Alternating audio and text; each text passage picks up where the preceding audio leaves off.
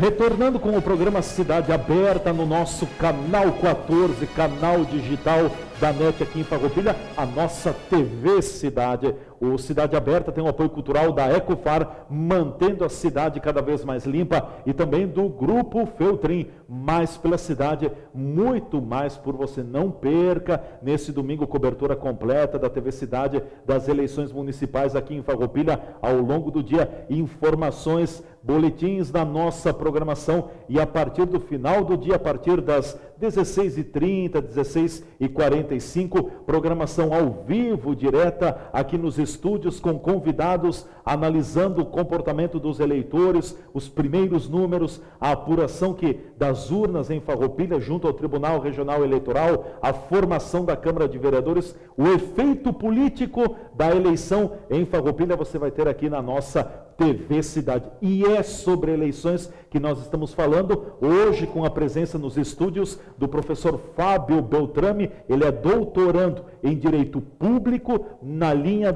de Filosofia Política. O professor Fábio é docente, é professor aqui da Faculdade Senec, o nosso sempre SESC em Farroupilha, hoje a Faculdade Senec. Enfim, o professor hoje está conosco aqui nos estúdios falando sobre a questão das eleições e nos dando uma aula também. O senhor falava dos partidos políticos no Brasil, 35 partidos políticos constituídos, o país do mundo que mais tem partidos políticos. Nós estamos no top, viu? No ranking é nosso. Nos Estados Unidos, por exemplo, são dois partidos políticos. Dois partidos com representatividade forte. Na Argentina, se não me engano, são 7. Teria que confirmar, se não me engano, na Alemanha são 4. São dados que estou tirando da cabeça agora aqui, sim. Mas até que eu tinha a noção eram esse. O Brasil são 35. 35, olha a diferença. Numa eleição municipal, professor, o eleitor, ele se prende a alguma ideologia política? Claro que sempre vai ter, né? Mas é tendência ele se prender a ideologias políticas, ou daqui a pouco ele vai depositar o seu voto, vai dar o seu voto, confiar o seu voto a alguém que ele conheça, pela proximidade que o pleito pode ter, que o município gera? Olha, as eleições a níveis municipais, elas têm essa característica um pouco diferenciada do nível estadual e do nível federal. Normalmente, a nível municipal, o que acontece é que o eleitor, principalmente a cargo de vereador, que o eleitor ele vote naquela pessoa que ele conheça, ou que algum círculo familiar ou meio social em que ele vive, talvez lhe indique. Dificilmente ele vai... É um voto mais de conhecimento. As eleições municipais têm essa especificidade, né? De que, ainda que determinada sigla esteja com o seu crédito abalado, a pessoa do candidato ainda é muito relevante a nível municipal. Não que nas outras não seja, evidente, mas a nível municipal a pessoa do candidato ela pode circular por siglas até antagônicas, sem que efetivamente não ocorra ela muito prejuízo. Ainda mais em cidades pequenas. Sim. Quanto menor a cidade, claro, mais evidente. Mais evidente. São Paulo, Porto Alegre, Rio, aí já é um pouco diferente. Mas cidades a níveis de Farroupilha, Bento, Caxias também já é um pouco diferente, porque Caxias é uma cidade grande. A nível de cidades pequenas, por exemplo, a nível de primeiro turno... Por exemplo, Pinto Bandeira. Pinto Bandeira, Monte Belo, Santa Teresa, essas cidades se prendem muito à pessoa. Sim. A pessoa. Eu não consigo perceber... E nem tanto a ideologia política que essa pessoa defende, né? Não, nem tanto essa ideologia política, nem tanto. É evidente que, que essa pessoa defende uma ideologia política, ela vai deixar transparecer o seu jeito de agir conforme essa ideologia política, né? Então, isso também pode angariar tanto apoiadores como pessoas que se afastam, que vão para o outro lado da ideologia, né? Mas tem importância também, sim, a ideologia política. O problema é tu identificar precisamente qual que é a ideologia política do partido X. Dentro de um mote de 35 partidos políticos, e vamos pegar ali alguns 10 principais, existem situações que são... que se misturam, que são difíceis de se entender qual é efetivamente a ideologia desse partido. O que desse partido difere desse? Sim. A gente tem essa problemática para perceber isso num patamar de 35 partidos políticos. Anteontem teve o debate presidencial nos Estados Unidos entre a Hillary Clinton, democrata, e o Donald Trump, republicano, e tu vê bem a diferença. Lá. É Grêmio e Inter. Tu consegue entender bem. Sim. Mas tem uma polarização também lá, que a gente tem agora, tem os partidos mais o partido PSDB e o PT tem uma polarização aqui também, mas a gente tem um monte de partidos que compõem essas bases. Lá no Mato Grosso... Partidos satélites daqui a pouco. Isso, satélites que daqui a pouco estão aqui, estão migrando. Por exemplo, um exemplo é que o Brasil nunca conseguiu, nenhum presidente brasileiro depois de 88, com a abertura democrática de 85, conseguiu governar sem ter o PMDB na sua base. O partido mais importante... O PMDB nunca foi eleito governo, mas sempre foi governo. Exato, justamente pela sistemática... Inclusive no PT. Sim. Na composição antagônica. Antagônica agora, depois do impeachment, né? Porque o PMDB, tanto o PMDB como o PT, eles têm uma natureza... O PMDB nasce do MDB, né? Sim, do antigo MDB. O antigo MDB, que era o Movimento Democrático Brasileiro, que fazia oposição aos arenistas, enfim. Então, ele nasce um pouco essa ideia mais também de garantias de preceitos democráticos fundamentais, substanciais, assim como o PT, né? Claro, só que o PT de origem já era uma concepção um pouco diferente também do PMDB. Mas a gente tem também um pouco essa polarização agora mais acentuada na questão do PSDB com o PT, né? Sim. Porque tem do lado, então tem o pessoal que usa a camisa do Brasil, do outro pessoal que usa a camisa vermelha, e eles não se gostam, eles se xingam. Eu não sei se isso é ser político, efetivamente, né? Campanhas, por exemplo, que visem um único objetivo, onde se vota não na tua ideologia, mas para não permitir que a ideologia oposta a ti alcance o poder. Sim. Chegue ao trono. Chega ao trono, nesse paradigma. E aí tu pega todo esse imbróglio todo e tu joga no eleitor municipal, aqui eu vou botar a minha ignorância, eu efetivamente não sei. Sim. Eu, enquanto cidadão, efetivamente eu não sei como pensar. Eu não sei se eu sigo a ideologia partidária que replica isso de nível federal e vai para o nível municipal, também eu vou precisar de uma certa governabilidade, que eu vou ter que, então, daqui a pouco eu vou ter que fazer alianças político-partidárias com partidos que eram contrários ao meu programa de governo. E aí eu, enquanto cidadão, não sei se o governo ele segue efetivamente aquele programa que ele foi eleito para aplicar, ou se ele abre mão, se ele abdica a mão daquele programa pela governabilidade, né? Aí gera um paradigma de descrédito total da classe política. E o que a gente está vendo hoje? A classe política, a nível de legislativo, desacreditada. A nível de executivo, desacreditada. E aí surge aquela máxima situação na teoria do Estado. Nunca há vácuo de poder. Não há vácuo de poder entre os três poderes. Qual o poder que agora está aparecendo? O judiciário. O judiciário. Sim. Então, tudo acaba no judiciário. Toda decisão política acaba no judiciário. O ministro Lewandowski, quando presidiu o impeachment, ele falou uma frase que é maravilhosa, disse: alguma queixa cruzem a rua. Porque cruzando a rua estaria indo para o STF, né? É para os três poderes aí, né? Vão para o STF, porque vai acabar lá. Né? Vai acabar no STF. Então a gente tem, hoje em dia, basicamente, ações tramitando visando cancelar o impeachment. A gente tem uma ação tramitando para ver se a questão do sistema presidencialista parlamentarista. A gente tem uma judicialização da política. Está tudo nas mãos do judiciário. Isso, a gente tem uma judicialização da política. E é bom isso para o Estado? Não é. Para o Estado democrático, não é. É um câncer. Não diria que seria um câncer, talvez, mas é algo... não é salutar. Não é salutar. Não é salutar dentro de uma democracia onde que se lê na Constituição, os poderes do Brasil são legislativo, executivo e judiciário. Os poderes, o ministro Marco Aurélio disse isso, do STF. Os poderes têm ordem, gente. Entende? Os poderes têm ordem. Só que, claro, como não há vácuo de poder, um poder vai ter que se sobressair. E hoje em dia, eu arrisco dizer tranquilamente, faço uma pesquisa em qualquer cidade do Brasil e bota os três poderes e pede à população dizer qual que é o poder que mais, vamos dizer, exterioriza a ideia de igualdade, de justiça, aquela ideia política clássica, vamos dizer, de manutenção de uma concepção republicana, que entende, então, o cidadão nos seus direitos, que combate a corrupção e tudo mais, vamos dizer, o judiciário. O judiciário. O judiciário. Sim. Ainda que, por muitas vezes, esse mesmo poder judiciário atue à margem da própria lei, em algumas circunstâncias. Né? Mas o vácuo de poder permite essa hegemonia, esse voluntarismo, né? essa politização, efetivamente, essa judicialização, desculpa, da política. E o que a gente percebe, né, professor Fábio, também é o efeito que tudo isso tem junto ao eleitor. O eleitor está cada vez mais confuso eu diria confuso, desiludido, desinteressado. A tendência do eleitor é cruzar os braços, porque, vou ter que votar, não vou votar, vou anular o meu voto, vou fazer isso, vou fazer aquilo, em função de que a classe política hoje, seja ela legislativa ou executiva, ela não oferece mais confiança. Ela não tem mais confiança. O eleitor a expectativa é que o eleitor vá às urnas agora muito desiludido? Acho que é uma tendência. Sim, é uma tendência, bastante desiludido. E até começam a aparecer com as lendas urbanas, que em todas as eleições aparecem, né? Vamos fazer um movimento, então, para anular 50% do voto para se convocar novas eleições. Isso não existe. Isso não tem, isso é um mito, sabe? Então, mas tu verifica de fato que o eleitor está descrente.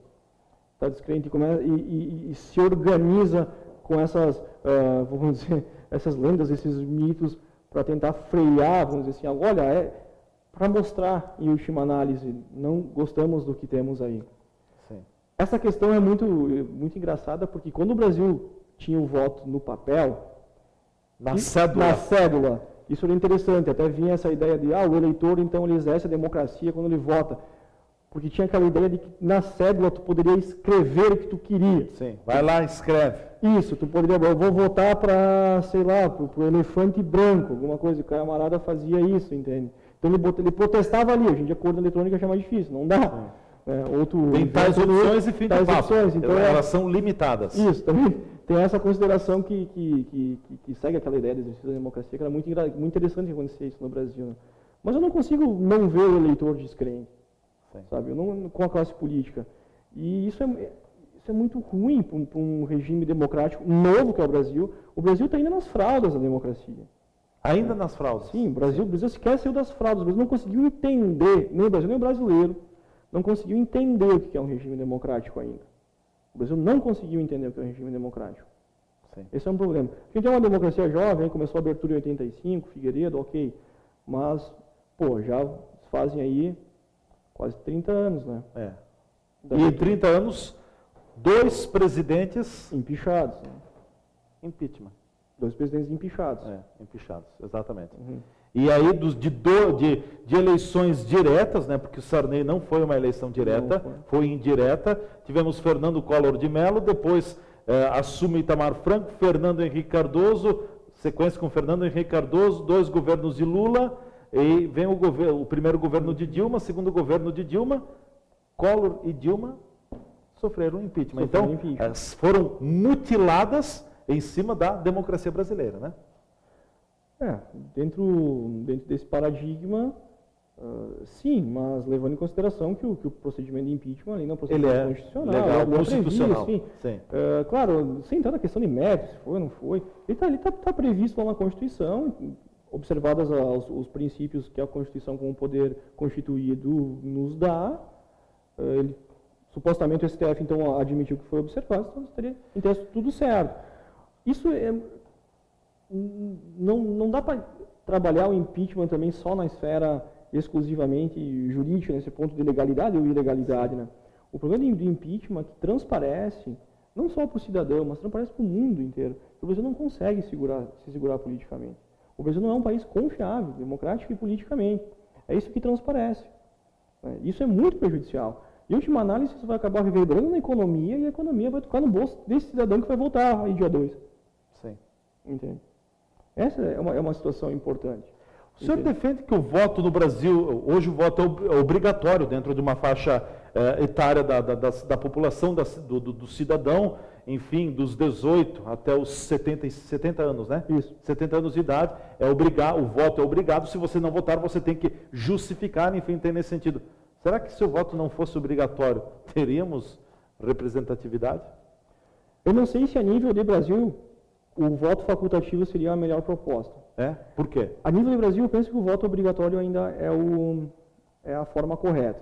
Eu gosto de utilizar como exemplo os Estados Unidos. Os Estados Unidos, eles não têm voto obrigatório, o voto é facultativo. Por mais que isso contrarie numa democracia que obriga a pessoa a votar. Ok, mas a gente não tem, nossos direitos não são absolutos, a gente não tem liberdade absoluta. Nos Estados Unidos tem essa ideia do voto facultativo. Né? O que se luta muito lá? Para conseguir que as classes específicas vão votar. Entende? Então, por exemplo, latinos, a população minoria, considerada minoria que não está na esfera do poder, a tendência é não ir votar ou ter a sua votação dificultada nesse nível. Né? O que prejudicaria efetivamente a representatividade dessa pessoa dentro de um Senado ou a nível de presidente. Por exemplo, né? Se os latinos não votam, quem vai eleger por eles serão outras classes, vamos dizer, nesse nível. Né? Então isso é um problema, no meu modo de ver, isso seria algo problemático. E nos Estados Unidos a gente vê bastante ferramentas para dificultar o acesso ao voto dessas populações carentes, minoritárias. Né? Se isso ocorresse no Brasil, eu penso que seria a mesma situação. Sabe? A boa parcela da população que mais necessita de representatividade não iria votar. Não iria votar. Certo. Eu penso disso. Justamente por esse descaso, aí é o efeito bola de neve, um círculo vicioso. Por não receber atenção, se desmotivaria da política, não votaria, não receberia atenção, se desmotivaria da política, não votaria, e assim vai. Entende? Teríamos um círculo vicioso nesse aspecto. Entende? Então, uma forma, obrigar as pessoas a votar, né, pelo menos faz com que essas pessoas escolham alguém, se vinculem a uma ideologia, se vinculem a uma teoria política, a algo. Tenham alguém para cobrar, quem sabe, futuramente, e que possam modificar esse voto. Olha, votei em ti, não me atendeu. Mas o que é isso? Poderia partir da perspectiva política das pessoas. As pessoas deveriam votar por livre e espontânea vontade para exercer sua função política. Mas as pessoas não funcionam desse jeito. Quando eu tenho um país tentando sair de uma ideologia de terceiro mundo, onde a educação é, vamos dizer, artigo de luxo, e a educação política é mais ainda, eu não posso exigir, né, que o eleitorado, que o cidadão, tenha essa postura política crítica. E que ele vá votar por pretensões políticas críticas. Entende? É muito difícil. Por isso que, ao meu ver, no Brasil, essa sistemática de voto obrigatório, dadas as particularidades do Brasil, ela se mostra mais adequada. Ainda é o melhor caminho. É o melhor caminho. Ainda. Oxalá onde a gente chega a uma situação onde não se tenha mais voto obrigatório, mas toda a população vote. Então, por consciência crítica, por visão política específica. Mas a gente não chegou a esse patamar. Sim. Entende? O Brasil é um país, como eu disse antes, a gente está nas fraldas da democracia. Recém-nascido. Recém-nascido, né? Democraticamente recém-nascido. O Brasil agora está naquela época de acreditar em heróis. O Brasil não acredita o brasileiro não acredita em instituições, por incrível que pareça. Porque nossas instituições não são sólidas. Não são confiáveis. Não confiáveis e não sólidas. Como, por exemplo, numa Alemanha, nos Estados Unidos. Nós acreditamos no super-herói. Aquela figura que vai nos tirar, que vai nos salvar. Utopia. Isso de certo modo, é o que o adolescente faz, quando criança faz quando vê o pai salvador da pátria. Sim. Aquela figura simbolizada, o símbolo é uma dominação carismática, simbólica, weberiana nesse sentido, né? Então, a gente tem muito que aprender ainda. Só que onde que tem que ser esse aprendizado? Sempre dentro do ambiente democrático. Sim. Aonde que tu vence isso? Aonde que tu modifica isso? Dentro da democracia. Dentro dos meios democráticos. Onde tu faz a modificação? No ambiente democrático. Lá é o locus, lá é o lugar da modificação. Lá é o lugar. Não sei se o senhor... Sim, perfeito, ficou claro. Percebe, se eu verifico que o sistema político atual, o sistema político não funciona, que ele tende à corrupção... Tem que mudá-lo dentro dele. E não fora dele. Isso, eu não posso ver o regime democrático, ver as falhas do regime democrático e querer voltar para o regime anterior. Sim. O que aconteceu em algumas manifestações, por exemplo. Né? O regime democrático não funciona, se provou corrupto. A ditadura não dava certo. Sim. Então volta... Não. Entende? Isso também é algo de se pensar a evolução dentro do regime. A democracia só evolui dentro da democracia. Sim. Ela só se faz dentro dela mesma. Sim, a democracia é autopoética. Ela faz a autopoiesia e ela vai se construindo dentro dela mesma. Entende? Professor, nós vamos a mais um espaço de apoiadores culturais. Em seguida a gente volta, então, no último segmento do programa Cidade Aberta. Hoje o professor Fábio Beltrame, ele é doutorando em Direito Público na linha de Filosofia Política, nosso convidado aqui no programa Cidade Aberta, com apoio cultural da Ecofar, mantendo a cidade cada vez mais limpa, e também do Grupo Feltrin, mais pela cidade, muito mais por você. Fiquem conosco, a gente volta em seguida para a complementação do programa de hoje.